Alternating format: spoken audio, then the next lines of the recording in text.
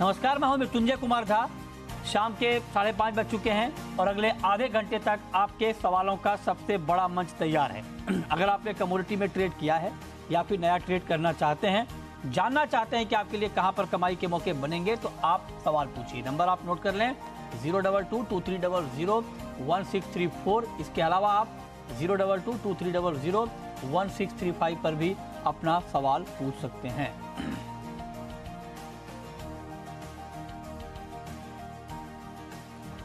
और आज की चर्चा में हमारे साथ 4 खास मेहमान जुड़ रहे हैं। हमारे साथ हैं अजय केडिया कमोडिटी के एमडी, मनोज जैन साहब हैं पृथ्वी फिनमार्ट के, नरेंद्र तनेजा हैं एनर्जी मार्केट के एक्सपर्ट, और श्रीपाल शर्मा है ग्वार के एक्सपर्ट। आप सभी का बहुत बहुत स्वागत है। और चर्चा की शुरुआत हम कच्चे तेल के साथ करने जा रहे हैं। क्रूड में आप देखिए कि आज एक नई खबर आई, उसका बड़ा इम्पैक्ट हुआ, कच्चे तेल में तेज़ी आ गई और इंट्राडे में ब्रेंट और WTI क्रूड के दाम करीब 3% तक बढ़ चुके थे। अब वो तेज़ी थोड़ी कम हुई है, लेकिन अभी भी 86 के ऊपर ब्रेंट बना हुआ है और नाइमेक्स क्रूड $80 के करीब है। MCX पर कच्चा तेल 2.5% के आसपास ऊपर ट्रेड कर रहा है। ये तेज़ी क्यों आई है?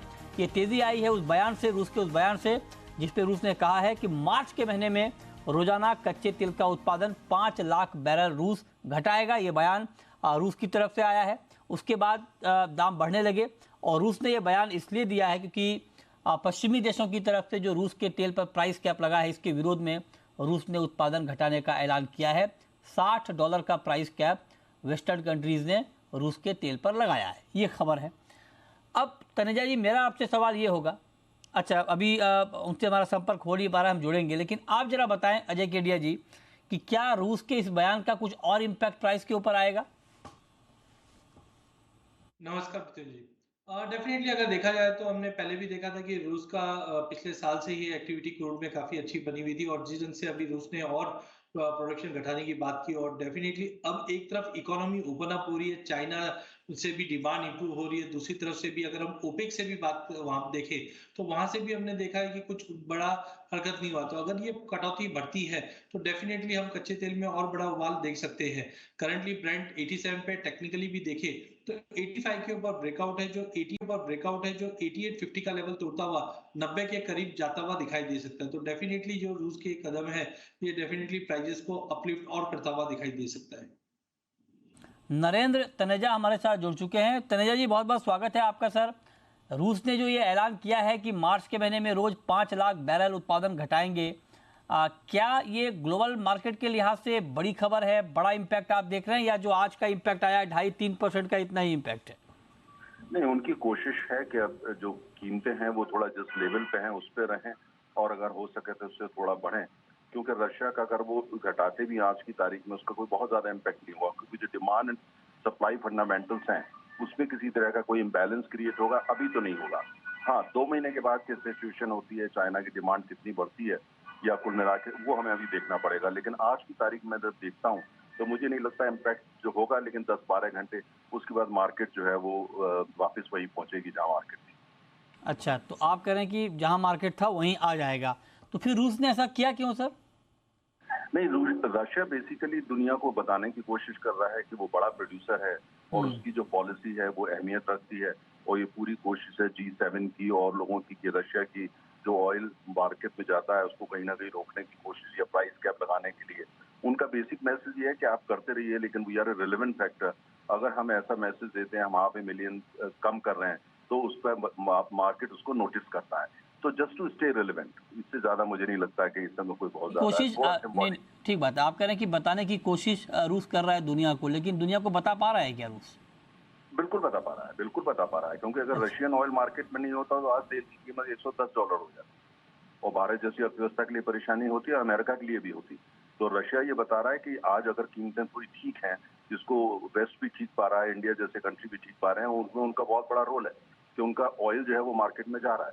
अगर उनका तेल बाजार में नहीं आ रहा होता तो फिर कीमतें आज $110 पर पहले। तो वो अपना मैसेज ये दे रहे हैं कि हमारा बहुत बड़ा रोल है, चाहे सैंक्शंस लगा दें, चाहे प्राइस कैप कर दें, उसके बाद जो भी मार्केट चल रही है उसमें रशियन ऑयल की बहुत बड़ी भूमिका है। तो मतलब आप ये कह रहे हैं कि वैसे ये बात ठीक है, क्योंकि दुनिया के जो टॉप 3 ऑयल प्रोड्यूसर हैं उसमें से रूस एक है, और अगर रूस से सप्लाई रुकती है तो लिहाजा ये ग्लोबल मार्केट के लिए बड़ा झटका होगा, दाम बढ़ेंगे भी, और ऐसा हुआ भी जब रूस यूक्रेन का युद्ध शुरू हुआ लेकिन आप कह रहे हैं कि ये जो 5 लाख बैरल की कटौती का ऐलान किया है, इसका कोई लंबा और बड़ा इम्पैक्ट नहीं होगा, राइट सर? नहीं, इसका नहीं पड़ेगा, इसका भी नहीं पड़ेगा, क्योंकि ये बहुत बड़ा कट नहीं है। और दूसरा देखना है कि कितना कट वास्तव में होता है। रशिया के बारे में जो अभी ऑयल के प्रोडक्शन डेटा, ट्रेडिंग डेटा, वो बहुत ज्यादा ट्रांसपेरेंट नहीं होते हैं। एक बात तो इस तनेजा जी समय आपसे और समझना चाहूंगा सर, ये जो ओपेक, चूंकि ओपेक प्लस का मेंबर भी है रूस, तो ओपेक प्लस ने जो 20 लाख बैरल घटाने का पहले ऐलान किया है, जिसपे अभी भी वो पॉलिसी कंटिन्यू है 20 लाख बैरल रोज उत्पादन घटाने की, ये 5 लाख बैरल क्या उस पॉलिसी से अलग होगा? मतलब इसका क्या कैसे होगा सर ये दोनों का नहीं, एडजस्टमेंट? ये उससे अलग है, क्योंकि अच्छा। ये ओपेक प्लस का अनाउंसमेंट नहीं है, ये रशिया का यूनिलैटरल अनाउंसमेंट है। तो और मतलब ओपेक प्लस कोई फॉर्मल बॉडी नहीं है, वो इनफॉर्मल बॉडी है। हाँ, इनफॉर्मल है, ओके। तो सर एक बात और मैं जानना चाह रहा हूँ कि ओपेक प्लस, अगर आप बता पाएं, अगर ओपेक प्लस की जो ये पॉलिसी है 20 लाख बैरल घटाने की, उसमें रूस का कितना कंट्रीब्यूशन है? नहीं, उसमें ओपेक की जो पॉलिसी होती है वो ओपेक के बारे में ज्यादा होती है, और बाकी जो उनकी जो फिगर आती है वो उनका इनफॉर्मल अंडरस्टैंडिंग होती है कि दोनों मिलकर कितना काम करेंगे। लेकिन जब अनाउंसमेंट आता है ओपेक करती है तो वो ओपेक की तरफ से होता है। अगर उसमें प्लस का अनाउंसमेंट होता है तो रशियन ऑफिशियल उस स्टेटमेंट में साथ होते हैं। अभी नहीं, इस स्टेट में ये ओपेक का अनाउंसमेंट है, ओके। और रशिया ने अपना अलग अनाउंसमेंट किया है। नहीं नहीं, वो तो ठीक है सर, लेकिन मैं मतलब मेरी दिलचस्पी इस बात में जानने में है कि अगर मान लीजिए ओपेक प्लस की कटौती में भी रूस का अगर सिग्निफिकेंट कंट्रीब्यूशन हो और ये अलग से 5 लाख बैरल और कट कर रहा हो, तो रूस का ठीक ठाक उत्पादन कट हो जाएगा फिर? नहीं, वो ओपेक का है, ये जो किया है ये रशिया का अपना है। लेकिन दोनों जो है जिसको बोलते हैं दोनों टैंगो साथ में करते हैं, मतलब दोनों जब भी करते हैं आपस में नोट एक्सचेंज करते हैं और एक साथ ही उनकी स्ट्रेटेजी एक ही होती है। अनाउंसमेंट जरूर है, और कभी कभी दोनों मिलकर भी प्रोडक्शन कट अनाउंस करते हैं। तो ये देखना होता है खाली ओपेक का है या ओपेक प्लस का है। ये तो जो सर अनाउंसमेंट है ये ये जो खाली रशिया का है। 20 लाख बैरल रोज का कट का ये ऐलान है ओपेक सर, का है, ये तो ये ओपेक ओपेक प्लस का का है ना या ओपेक का है? नहीं, ओपेक का है। अच्छा, ओपेक आप कह रहे हैं उसमें रूस शामिल नहीं है? नहीं, उसमें रूस शामिल नहीं है। ओके। अच्छा, अब ठीक है, अब एक लास्ट क्वेश्चन आपसे तनेजा जी, कि जिस तरह से डिमांड की बात हो रही कि चाइना से डिमांड बढ़ेगी, उसका इम्पैक्ट हमने प्राइस के ऊपर देखा भी, और हालांकि यूएस में दरें और बढ़ने की संभावना बढ़ गई है, तो ये दोनों खबरें क्रूड को अलग अलग दिशा में ले जाने वाली खबरें हैं। तो वैसे उस हिसाब से आपका आउटलुक अभी थोड़ा सा लॉन्ग टर्म के लिए कच्चे तेल पर क्या है? मेरा लॉन्ग टर्म देखिए, मेरा ये मानना है कि अभी कीमतों में कोई बहुत ज्यादा 2 महीने में कोई बड़ा चेंज नहीं होने वाला है।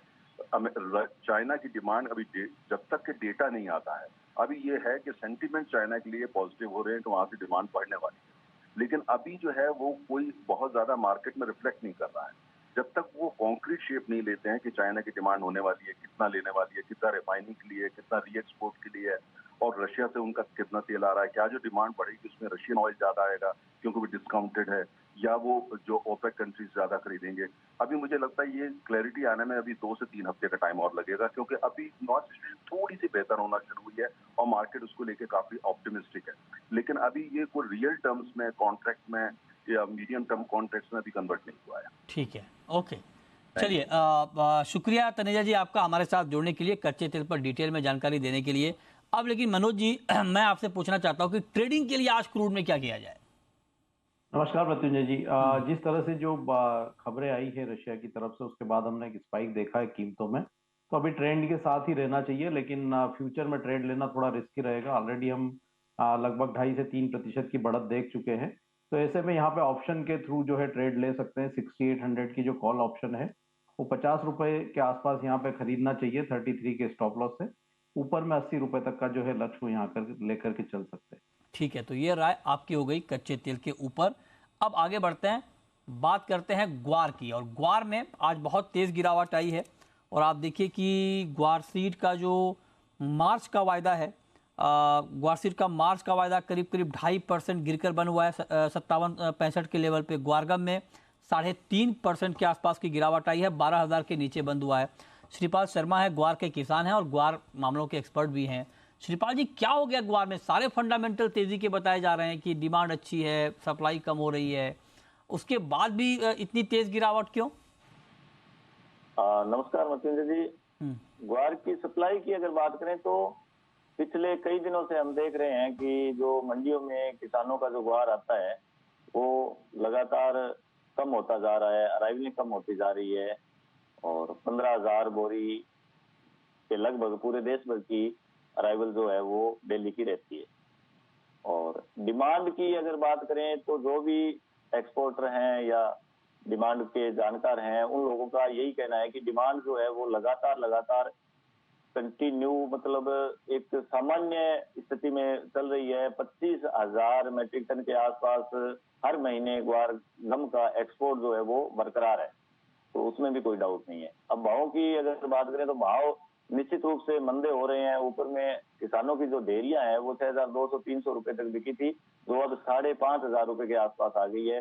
तो मुझे नहीं लगता कि इसमें कोई डिमांड और सप्लाई के कारण ये कोई जो मंदी आ रही है वो आ रही है। ये कोई और ही कारण होगा, किस तरह से ट्रेड हो रहा है मुझे इस चीज का तो मालूम नहीं। लेकिन श्रीपाल जी, वो और कारण क्या हो सकता है जिससे दाम गिर रहे हैं ग्वार के? सर, सारी चीजों के भाव जो है ना वो हमने कई बार देखे हैं, लगातार एक साथ घटते हैं। हर एग्री की जो भी जिनसे हैं, चाहे वो सरसों है, चाहे वो चना है, चाहे वो ग्वार है, जीरा है, धनिया है, तो ये सारी चीजों में अब पिछले कई दिनों से जो गिरावट है ना वो सब में एक साथ चलती है। सर कहाँ चलती यही है? कारण जीरा हो देखिए, सकता जब है जीरा कि- बढ़ा नहीं, जब जीरे ने रिकॉर्ड पर रिकॉर्ड बनाया तब ग्वार उस रफ्तार से कहाँ बढ़ा? हाँ, उस रफ्तार से तो नहीं बढ़ा, लेकिन भाव मंदे भी नहीं हुए थे, भाव मजबूत ही थे। डेरिया 6,000 के आसपास बिक रही थी, हाँ 6,000 से बल्कि ऊपर ही बिक रही थी। नहीं, जीरे मतलब के ये भाव बात ठीक थे। है आपकी, लेकिन मतलब चूंकि मैं जितने भी लोगों से बात कर रहा हूँ सब कह रहे हैं कि फंडामेंटल मजबूत हैं, उसके बाद भी ये गिरावट, मतलब इसके पीछे कुछ और आशंका आपको तो नहीं दिख रही है कि कहीं बहुत सारे लोग ये कह रहे हैं कि हाँ हो सकता है कि जानबूझकर भी दाम गिराए जा रहे हों, सट्टेबाजी हो रही हो, क्या इस तरह की कोई आशंका आपकी? बिल्कुल सर, निश्चित रूप से ये तो होता ही है, और दूसरा कोई कारण हो ही नहीं सकता ना। और कारण क्या है कि डिमांड में कोई कमी नहीं है, कोई ऐसी अराइवलें नहीं है, कोई किसान ग्वार ये तो है नहीं कि फटाफट बाजार में ले जा करके ग्वार बेच रहे हो, या ऐसी ऐसी कोई स्थिति नहीं है, क्योंकि ये सब ऑथेंटिक है ना। अराइवलें हम सब देख रहे हैं, डेयरियां जो है वो लगातार नीचे जा रही है, तो ये कारण तो कोई ना कोई इस तरह का ही होगा जो आप बोल रहे हो। इसके अलावा कोई अन्य कारण मुझे नजर नहीं आ रहा। हाँ, मैं नहीं बोल रहा हूँ, ये तो कई सारे एक्सपर्ट को मैं जोड़ता हूँ, वो बताते हैं कि हाँ हो सकता है कुछ गड़बड़ हो रही हो। हाँ मैं लेकिन आपकी बात समझ रहा हूँ, मुझे भी यही कारण लग रहे हैं कि इसमें कोई सट्टेबाजी का ही कोई कारण हो सकता है, इसके अलावा कोई कारण नहीं लग रहा। अच्छा श्रीपाल जी, वैसे आपके हिसाब से, चूंकि आप ग्वार की खेती में लगातार जुड़े हुए हैं, आप जरा बताइए कि जो डिमांड है, जो सप्लाई है, जो प्रोडक्शन है, उसको देखते हुए आपके हिसाब से भी ग्वार का प्राइस क्या होना चाहिए या हो सकता है?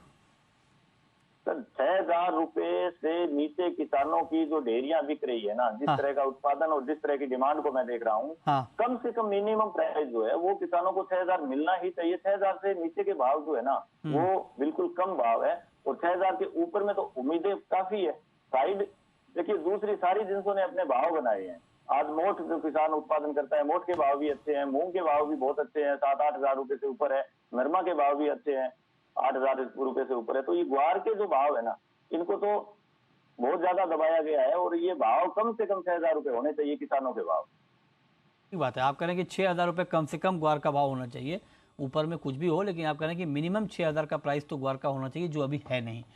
चलिए अब शुरू करते हैं सवाल जवाब, और हमारे साथ पहला कॉलर इस वक्त जुड़ रहे हैं, सदुलपुर से जुड़ रहे हैं हमारे साथ कैलाश चंद्र मोदी जी। पूछिए कैलाश जी। नमस्कार सर। नमस्कार, पूछिए। सर, ये क्रूड के बारे में डिटेल में आउटलुक बताएं, लॉन्ग टर्म का। क्रूड का आउटलुक आप 2-3 लॉन्ग टर्म का जानना चाहते? 2-3 दिन से आपके फोन नहीं आए कैलाश जी? सर, ड्यूटी पे जाते हैं, लेट हो जाती है तब नहीं आता है। अच्छा, लेट हो जाता है, ओके हाँ। ठीक है। चलिए अब आप जानना चाह रहे हैं कि क्रूड में लॉन्ग टर्म के फंडामेंटल क्या है, बताइए अजय जी।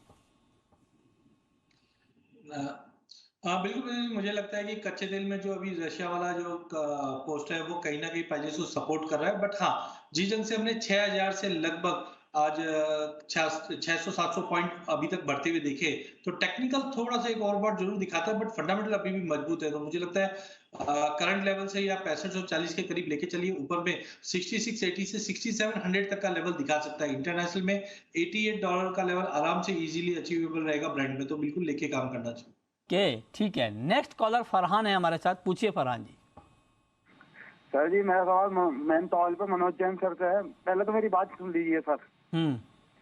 सर मैं कह रहा था, मैन तो ऑयल दिसंबर और जनवरी में बढ़ा और 1,085 तक एमसीएक्स पे चला गया, लेकिन डिमांड तो पहले भी नहीं थी और आज भी नहीं है। मैं बार बार ये बात बोलता हूँ, लेकिन फिर भी जो है भाव जो घट रहा है। अब जो फरवरी में आज 991 रुपये 92 रुपये बंद हुआ है एमसीएक्स। क्या हालात है सर इसमें? बताइए मनोज जी, मेंथा में क्या लग रहा है? मेंथा ऑयल में जो दिसंबर के बाद जो तेजी बनी थी उसमें मुख्य कारण यह था कि जो चाइना में जो कोविड-19 के जो रिस्ट्रिक्शंस हट रहे थे, तो उसके बाद एक ये धारणा बनती हुई दिख रही थी कि जो एक्सपोर्ट डिमांड है वो बेहतर होती हुई नजर आएगी और हमने भाव को एक बार 1080 तक जाते हुए देखा था। लेकिन अभी भी जो डिमांड की जो संभावनाएं व्यक्त की जा रही थी वैसी डिमांड अभी निकलती हुई नजर नहीं आई है, इसलिए कीमतों में फिर एक बार दबाव देखने को मिल रहा है। लेकिन यहाँ पे 955 पहले भी काफी अहम सपोर्ट थे और हम देख रहे हैं कि वो सपोर्ट लेवल के आसपास फिर एक बार कमोडिटी यहाँ आती हुई दिख रही है। तो हमारा मानना है कि एक बार 955 960 के दायरे में फिर एक बार यहाँ सपोर्ट देखने को मिल सकते हैं। नेक्स्ट कॉलर गोकुल दास है, पूछिए गोकुल जी। हेलो जी पूछें। जी, ये कपास कब्जे में आएगा तो कितना भाव बढ़ेगा और सोयाबीन के बाजार कब बढ़ेंगे? कपास और सोयाबीन, इस पर आपका आउटलुक अजय जी, क्या लगता है आपको कपास का प्राइस आगे और सोयाबीन का? देखिए, कपास की अगर बात करें तो प्राइजेस काफी कंसोलिडेट कर रहा है। 1590 के नीचे नहीं जा पा रहा, 1630 के ऊपर नहीं जा पा रहा। जिस ढंग से नए एस्टीमेट आए जहाँ पे हमने जो प्रोडक्शन है उसमें ड्रॉप दिख रही है, कहीं ना कहीं प्राइजेस को सपोर्ट देता हुआ दिखाई देगा। But I think it will take time के ऊपर में 1640 जब तक नहीं तोड़ता है मार्केट एक दायरे में ही रहेगी, कोई एक्स्ट्राऑर्डिनरी बड़ी तेजी नहीं, क्योंकि फार्मर्स के पास काफी माल अभी भी है। वहीं अगर सोयाबीन की बात करें तो ग्लोबल यूएसडी की जो रिपोर्ट आई है उसके हिसाब से मुझे नहीं लगता कि मार्केट में कोई एक्स्ट्राऑर्डिनरी बड़ी तेजी आएगी। डोमेस्टिक मार्केट में नो डाउट ऑयल के भाव में जो तेजी आई है पाम में, उसका एक थोड़ा बहुत सपोर्ट मिल सकता है। बट ओवरऑल मुझे लगता है 5000 का लेवल सोयाबीन जल्द तोड़ सकता है, बिकॉज इस बार मस्टर्ड का क्रॉप भी अच्छा है, सोया का क्रॉप भी अच्छा है, तो एबिलिटी अच्छी होने की वजह से सोयाबीन अगर हम अगले महीने 2 महीने की बात करें तो प्राइस आराम से 5000 से 5100 तक का लेवल दिखा सकता है। शॉर्ट टर्म में थोड़ा हो सकता है फरवरी में पकड़ के रखे भाव 5600 5700 के बीच में, बट ओवरऑल सोयाबीन में गिरावट रह सकती है। अगला सवाल अमरदीप का है, पूछिए अमरदीप जी। सर मैं कॉपर के बारे में जानना चाहूंगा, सर के लिए लॉन्ग के लिए भी है या टाइम या भी और लॉन्ग के लिए भी है या आप जानना चाहते हैं? ठीक है मनोज जी बताइए, 772.50 का लेवल है, 3.5 रुपए नीचे है इस वक्त कॉपर, क्या इस भाव पर लॉन्ग करना यानी बाय करना ठीक है? प्रत्युंजय जी, अभी कॉपर में जो रेंज बनी हुई है वो 765 से 780 की बनी हुई है और हम देख रहे हैं कि पिछले काफी दिनों से इसी रेंज में कॉपर जो है वो ट्रेड कर रहा है। तो मेरा ये मानना है कि यहाँ पे जो सपोर्ट्स लेवल जब तक होल्ड हो रहे हैं तो यहाँ पे गिरावट में लॉन्ग की जो है पोजीशन लेके चल सकते हैं। यहाँ पे शाम के सत्र में अगर 769 के आसपास भाव मिलते हैं फरवरी वायदा में तो एक बार बाइंग कर सकते हैं 764 के स्टॉप लॉस से। ऊपर में लक्ष्य यहाँ पे 780 तक के जो है वो रख के चल सकते हैं। दिलीप है नेक्स्ट कॉलर, पूछिए दिलीप जी। सर हमने जीरा 10 लॉट बाय किया है 32,000 रुपए के भाव पे। किस भाव पर? 32,000। 32,000 पर 10 लॉट आपकी बाइंग है जीरे में। तो अजय जी क्या सुझाव आपका इनके लिए? देखिए, लॉन्ग टर्म फंडामेंटल तो जीरे में काफी मजबूत है, अभी भी भाव मुझे लगता है अच्छे ही हैं, बट एक थोड़ा बहुत करेक्शन आता रहेगा। जिस ढंग से हमने देखा कि अभी अराइवल प्रेशर अगले हफ्ता 15 दिन से और बढ़ता हुआ दिखाई देगा, तो प्रॉफिट बुक करते हुए चलिए। इमीडिएट टारगेट तो 33,500 का है, बट ध्यान रखिए रमजान की डिमांड अभी और बाकी है आना, जिसकी वजह से प्राइजेस में एक सपोर्ट मिला है, but time to time profit book कीजिए। अभी 33,500 तक के टारगेट दिखाई दे रहे। नमन गुप्ता है हमारे साथ, पूछिए गुप्ता जी। जी मेरा सवाल आपसे एक्सपर्ट से नहीं है कि ग्वार गम में क्या होगा आगे, आप बताइए। आप मेरे से क्यों जानना चाहते हैं? सर मुझे आज आप पे विश्वास है, क्योंकि एक्सपर्ट था तो कहना ग्वार गम पे तो उठ गया है, क्योंकि इनकी बात सच ही नहीं होती आजकल। नहीं देखिए, ऐसा नहीं है कि बात सच नहीं होती है, ये अपने हिसाब से बहुत रिसर्च करते हैं, मेहनत करते हैं, आपको बताते हैं। कई बार देखिए ये मार्केट है ना, 100% तो कुछ नहीं होता है कि आपको कोई एक्सपर्ट बताए कि ऐसा होगा और वो 100% हो जाए, ये संभव नहीं है। वो अपना बेस्ट देने की कोशिश करते हैं, कई बार नहीं होता है ठीक, ये भी होता है, ये बात आपकी ठीक है।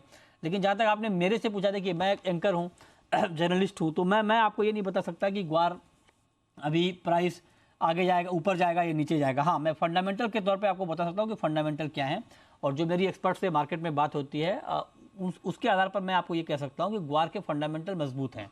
मतलब इसलिए क्योंकि एक तो पुरानी सप्लाई बहुत कम है, नहीं के बराबर है। प्रोडक्शन ये बताया जा रहा है कि कम होगा, जो अनुमान था उसके मुकाबले कम होगा, है ना। एक्सपोर्ट की डिमांड ठीक ठाक बताई जा रही है, आगे डिमांड और बढ़ने की उम्मीद है। चाइना एक बड़ा फैक्टर होगा, चाइना से डिमांड बढ़ने की बात हो रही है। कच्चे तेल में आप देखिए तेज़ी अभी बढ़ती हुई दिख रही है, आज भी दाम बढ़ गए क्रूड के। तो ये सारे फैक्टर ग्वार के लिए पॉजिटिव दिख रहे हैं। कितने बढ़ेंगे, कब बढ़ेंगे, ये कहना अभी संभव लगता नहीं है मेरे लिए एटलीस्ट। ठीक है, चलिए, बहुत अच्छा, अगला सवाल है मनीष का, जोधपुर से। पूछिए मनीष जी। सर मैं गंवार सीड मार्च के अंदर 2 लॉट शॉर्ट हूँ 65 के भाव पे, और गंवार गम के अंदर मार्च फ्यूचर के अंदर मैं 11,925 पे लॉन्ग हूँ। तो ये अब मैं क्या करूँ इसके अंदर, बताइए जैन साहब। मेरा मानना है कि यहाँ पे ग्वार सीड में 5660 जो है वो एक काफी अहम सपोर्ट है।